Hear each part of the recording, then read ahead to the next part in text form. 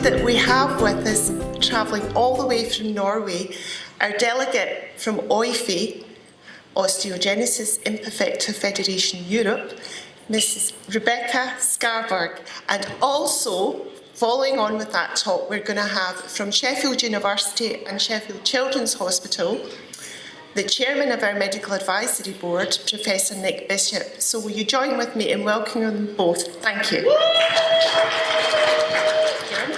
So first of all, I just want to say thank you for this great opportunity to join you at the BBS conference. I'm very excited to meet new people, even more new people with OI. I've traveled to some conferences, but I've actually never been to a BBS conference. And that is even though I spent my childhood years in London. I was a member of the BBS, but I never ever came to any conferences. So now this is my first time. And as many of you guessed, OI, well, it's a never-ending story.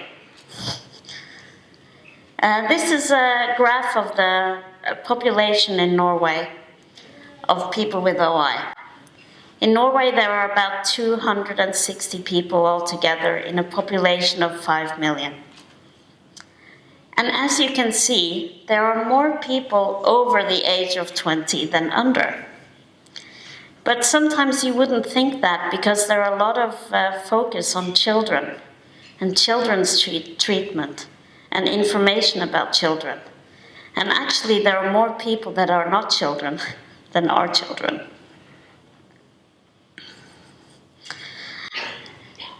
So this is me up in the corner here when I was living in England.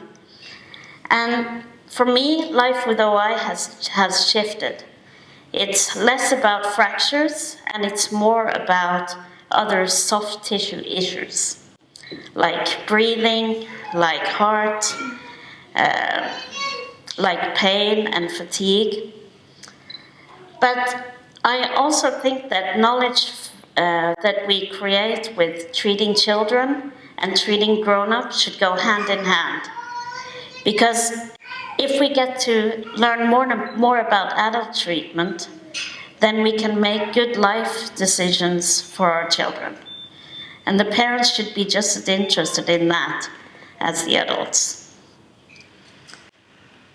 So why should we have a lifetime perspective? Well, it creates a good basis for good decisions, and it creates great opportunities for learning from each other, like you are all doing here today. When we have Norwegian conferences, we often hear afterwards that the thing they learned the most from was meeting adults with OI and older people with OI. Also, I think this should be in the professionals' interest, because it will only strengthen what you know as a professional if you get to meet people in all age groups. It also creates a possibility for more research. So this picture here is the picture of the first PhD in Norway on OI, and it was written about adults, not children. So, in Norway, this is just some quick points to kind of give you a little idea of what we have there. We have a state-funded system like you do here, and it's based on the value of health equality. Our local GP, we all have a local GP just like you do. He kind of pushes all the buttons. He writes all the referrals. He writes all the notices. He puts us in contact with our specialists. But sometimes, you know, the local GP doesn't know anything about OI. And really, we can't really expect it when OI is such a rare disease. That's why we need specialists that know something, and we need a place where they can get more information on OI. And I'm going to show you, we have such a place in Norway, and I'm going to show you that in the next slide. We also have bisphosphonate treatment, like you have. And in 2010, we hosted an international conference, and there we started out our first clinic that met a team of professionals. They met some children and they met some adults. And after that, we started a children's clinic, like you have several places here. But the new thing is that in 2015, we started an adults clinic, where a team of specialists are seeing adults. Because Norway has such a small population, then for complicated surgery, like on the spine or in the ear or on our necks, we prefer to go to Oslo or Bergen, where we might find a surgeon who has done it before. We also have a dental center that deals with only dental issues in rare diseases. So our dentists that we have back home can contact this dental center and get specific information that has to do with OI and dental issues. We can also come to this center and get a dental checkup ourselves and get advice with us home. This is all free of charge, and also all dental care is free of charge if you have a rare disease in Norway. All of this would not have happened by itself. We can thank our strong organization. The Norwegian organization is also part of a bigger umbrella organization on disability that altogether has members that are 350,000. So it's a big block of people that have a great political pressure. And this is me with that's why I have that picture there, because this man here, if we were in Norway, everybody would know who he was, but I don't expect you to do it. But it's the Minister of Health. We use a lot of energy on advocacy work and trying to better our treatment. So what does the center do? We have a center for rare disorders, and it's not just for children. It's for both children and for grown-ups. They give an individual follow-up, and you don't have to have a referral from your doctor. That means that you can just simply pick up the phone and call them and say, I have OI, I was wondering about this and that. If you want to come there for a course, or if you want them to come home to you for a visit, you're going to have to send some documentation that you actually have the disorder, but a lot of people with OI have that. So. But you don't need a referral on the first contact. And like I said, they are a team of professionals. They're not just doctors, there are also psychologists there, and nurses there, and physiotherapists there, and occupational therapists. And they will come out to visit you and help you if you are transitioning into new life stages. Like if you are getting ready to move out of your home and to your own flat or something, then they can help you with assessing your situation and getting the right kind of help you need in your new house. So they also do some counseling through letters and emails and phones, and more over video. Norway is a very long country. I don't know if you've seen it on the map. So to help with the long distances, we're using more and more video. And they create regular courses where you can come to the center and meet other people with OI and maybe have a course about starting school or family planning or aging with OI. So the center is kind of like a hub of knowledge, and the main tasks are to create or to gather information of OI, build new information, and then spread it back to the local community. Because you can't go to the center and receive specific treatment. You receive your treatment at your home place, but they can be in contact with the center where the professionals are. So they spread knowledge about OI to individuals, their relatives, professionals, and the society as a whole. So in conclusion, we have found out that a multidisciplinary approach with a lifetime perspective is useful for us and for our families and also for the whole society. Because if we get better help from we are children and throughout adulthood and even up to old age, then we can stay active longer and we can contribute to the society longer, and that's something that benefits the whole everybody. So, and of course, it's helpful in terms of collaboration, both nationally and internationally, like I'm here today. And I just wanted to finish off with a phrase I read just a couple of weeks ago that is really sticks in my mind. Disability is not a problem to fix, but an experience of life. So thank you very much for your attention. Now I'm going to give the microphone to my friend here, and he's going to tell you about what it's like here. Yeah. Yes. So I guess we're going to do questions at the end for both of us, if that's okay. So we thought when we were setting this session up, it would be useful to see what happens somewhere else and talk about what happens here, so as to compare and contrast. So if you like, this is OI UK. And these are the services as we have them configured at the moment for children. We have 4 so-called designated centres for severe, complex and unusual forms of OI, with a strong emphasis on a multidisciplinary team approach, very similar to what Rebecca has been describing in Norway for provision of physiotherapy, occupational therapy, psychology support, and the integration of things like orthopedic and dental care and so on.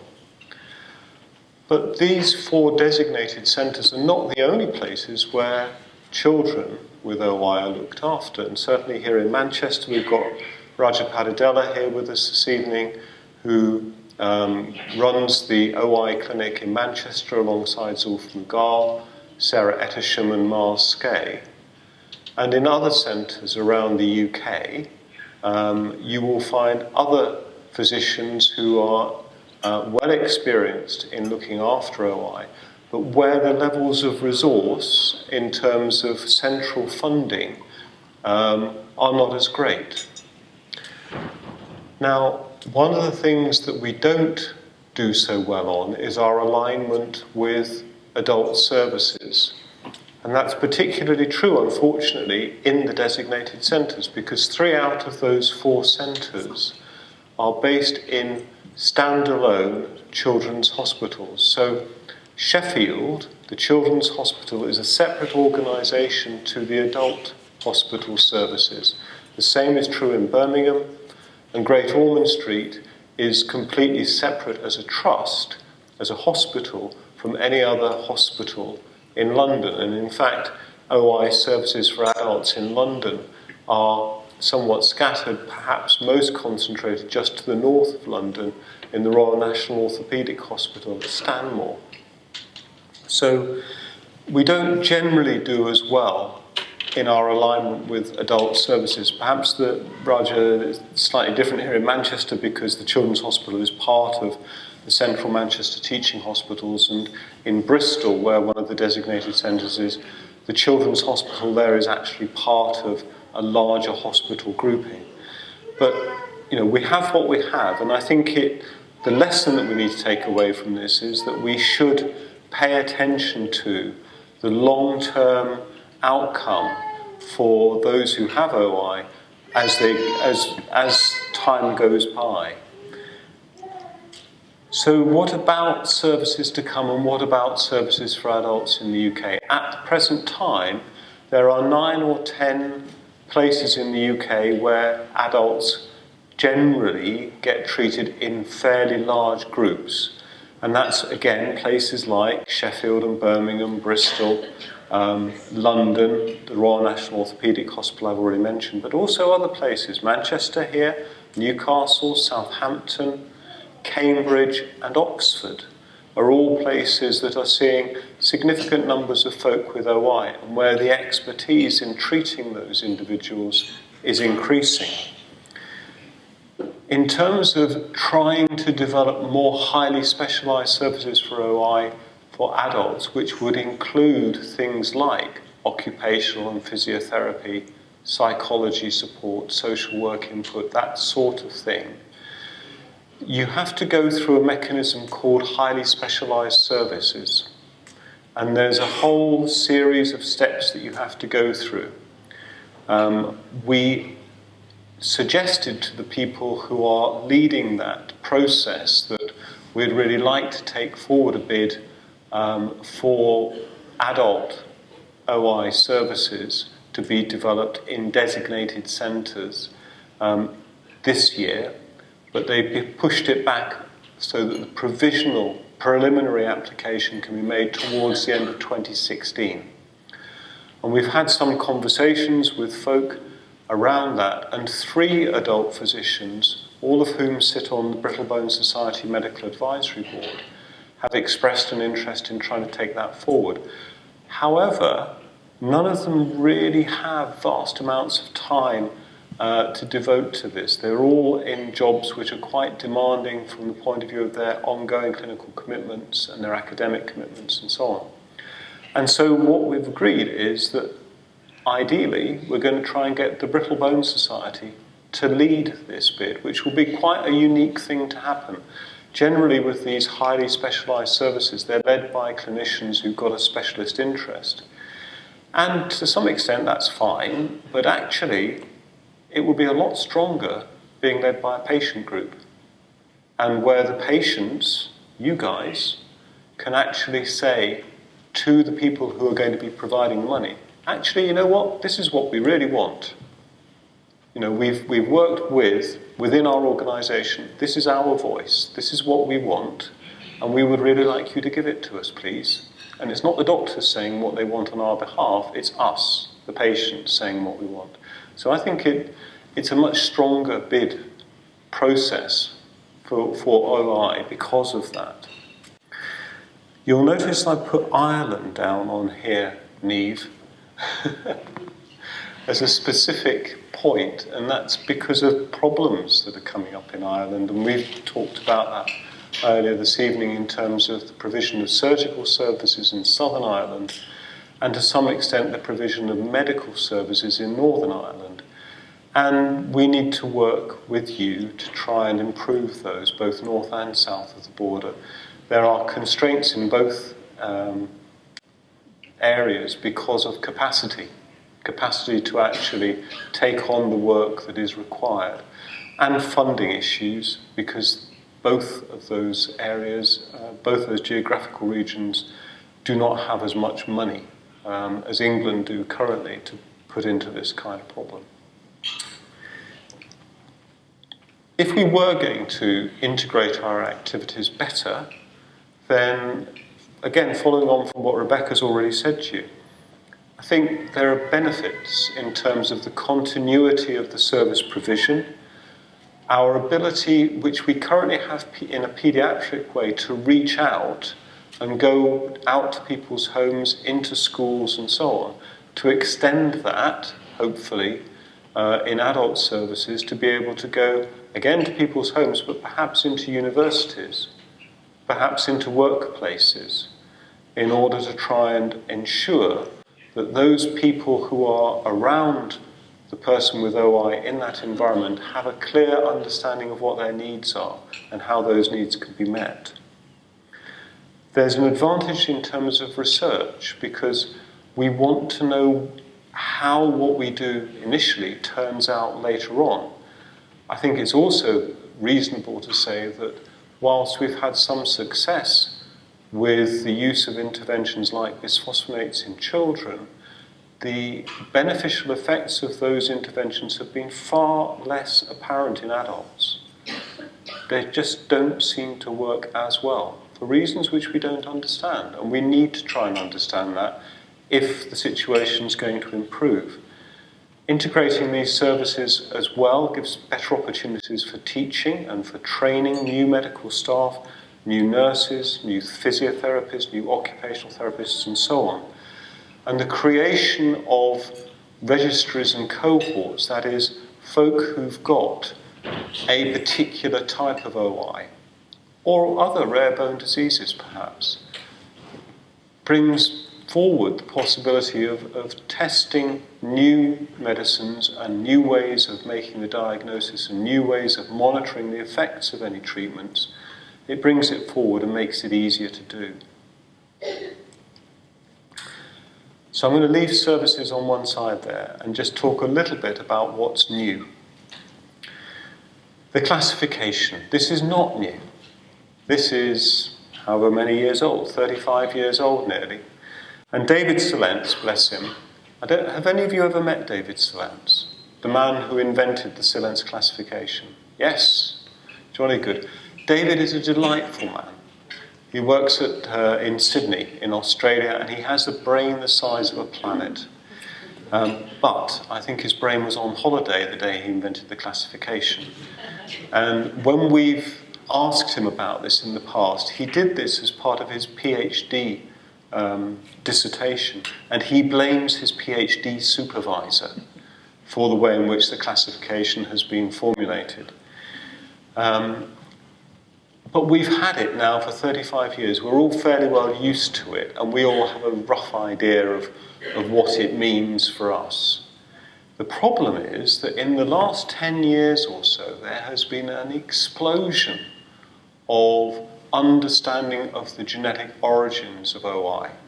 And alongside that, a number of groups of doctors and geneticists and so on have pulled in different directions, saying the classification needs to change.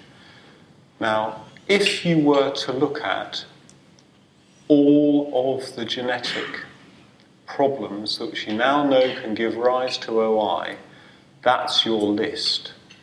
Are we going to start calling them OI numbers 1 to 21? Does anybody think that's a good idea? Because I don't think so. I think probably we will end up with a much more pragmatic classification, but one that helps us understand how severely affected somebody is and whether there are particular things about their form of OI that merit a different treatment approach or a different diagnostic approach. So I'm not expecting you all to memorise this, although there will be a test at the end. But I think it's just to illustrate to you how complicated some aspects of OI are now becoming. This isn't complicated. These are pictures of bones seen using a very highly specialised technique called mass cathode electron imaging. Hands up anyone who'd ever heard of that before, apart from you, Raja. Oh, I told you yes as well. Okay. Actually, it doesn't project quite so well in this light, but at the top, the pointer thing doesn't work. At the top, in those top 3 panels, those are pictures of bits of bone that have been taken out of a normal child. The red dots are basically areas of bone that have got too much mineral in them. They are hypermineralized. And the green dots are bits where the bone is lacking a little bit in mineral. So in normal bone, there's a mixture of slightly undermineralized, normally mineralized, and slightly over-mineralized bone. You've often heard osteogenesis referred to as the brittle bone disease. But if you look at those panels, in type 1, which is, I think most people will agree, the mildest form of OI, you can see that there are more red dots than in the bone above. And there's some variation between each of those 3 panels. They've come from different people. In the panels following across from where it says type 3 and 4 OI bone, you've got a lot more red. So the more red there is, the more heavily mineralized bone there is. And the more you mineralize bone, the more brittle it gets. I think what this helps us understand is that if you've got mild OI, your bone is not intrinsically as brittle as somebody who's got type 3 or type 4 OI. When we treat somebody with the medicines we've got at the moment, the bisphosphonates, we do not change that hypermineralization profile. If you look here, in the in the grey dots, that is the distribution of mineralization before treatment with a bisphosphonate. And there's a spread of how heavily mineralized the bone tissue is. The black dots show what happens after permethrinate, and the line to the left is normal bone. So what you can see is actually that the bisphosphonate treatment has not increased the mineralization density of the bone at all. It's unchanged essentially. So if we go back to this picture, if you were to take those pictures again after somebody had had a bisphosphonate for a while, you would not see any variation in the colour gradients in those samples of bone. But what you would see is you'd see a lot more bone. And that's what the treatments that are currently available are doing. They are giving you more bone. And in particular, they are thickening up the wall thickness of the bone, and they're filling in some of those holes. But it doesn't alter the material quality of the bone. So in somebody who's got relatively mild OI, where the mineralization is closer to normal, then improving the architecture by filling those holes in, making the bones thicker and all the rest of it, can substantially offset the risk of fracture. But as you get down into the more severe end of things, it can't actually work as well because it can't do anything about the brittleness of the bone. And I hope that at some point we will have some treatments to offer you that can do that. But at the moment, none of the treatments that we have, including any of those that are being proposed for controlled trials, will be able to do that. They will all focus on improving architecture. And that's because that's where we are with our understanding of how these things work at the moment. So that brings me neatly on to research. Claire Hill, who will be here Sunday. Claire works with us as one of our physios, and in fact, out of the whole of my team, she is the only one who has been with me right from the very beginning. So now, I don't know how she's managed it. She's put up with me for about 15 or 16 years. And she has, in the course of her PhD, developed a new OI assessment tool, which is the first one that has been generated by asking people with OI what their problems are and how they affect them in day-to-day life. So it's not doctors or nurses or therapists guessing what the problems are and trying to group them together. It's listening to what people have said and then making something out of that. And she's going to talk about that on Sunday. Now that tool is almost ready to be rolled out and used in clinical practice. It's going to need testing in people who haven't previously gone through the process. And quite a lot of people in the UK have contributed to making this tool. And we hope it's going to be used in a group in Australia. Eventually, we hope we'll also be able to use it here in studies. So research studies don't just have to focus on how much bone you have. Research studies could also focus on, actually, has that treatment made you feel better? Do you have less pain? Do you feel more energetic? Are you able to do more? Because as an individual, those are things that matter to you. Not Obviously fractures matter, but these other things matter as well.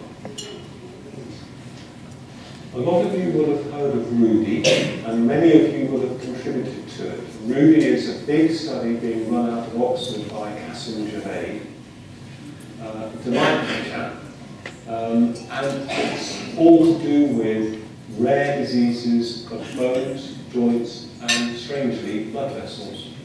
But we're interested in the bit that focuses on OI. And one of the things that has come out of this was a specific sub-project run by Meena Balasubramanian in Sheffield. And some of you, I don't know if any of you here have actually participated in this, have given up little bits of skin for her to look at under the microscope. And when she's done that, she's been able to see, if you compare on the left-hand side, that sort of normal, no, sorry, it's not normal skin, it's showing the alteration in the size and shape of individual collagen fibrils. Right now, this is using a thing called an electron microscope, so you wouldn't even be able to see these things with an ordinary microscope. On the right-hand side, you can see a strange-looking thing in the middle, which is called collagen flower. And these are things that are only seen in folk with things like OI and other connective tissue diseases which lead to stretchy skin, like Ehlers-Danlos syndrome. So she's working on this, and she's also looking at whether she can identify altered pathways of activity that could have a bearing on the development of new treatments. Denosumab is a drug that interferes with bone metabolism by stopping you make the things that eat away your bone. Now, bisphosphonates do that to some extent, but denosumab does it far better. With bisphosphonate, if you have say, a nitrogenase infusion or a zoledronic acid infusion, when you've had it, it's gone. Within 8 to 12 hours, the drug that you've taken in through your vein has either adhered to the bone surface or it's been flushed out through your kidneys, and it's gone. So the drug that you absorb down onto your bone surface, the bisphosphonate, will probably affect you for a while, okay? But it wears off after a bit. Denosumab stops you making the cells that eat your bone, and it's like turning off a light switch. Everything stops. So you would completely stop destroying bone, or making the cells that can destroy bone.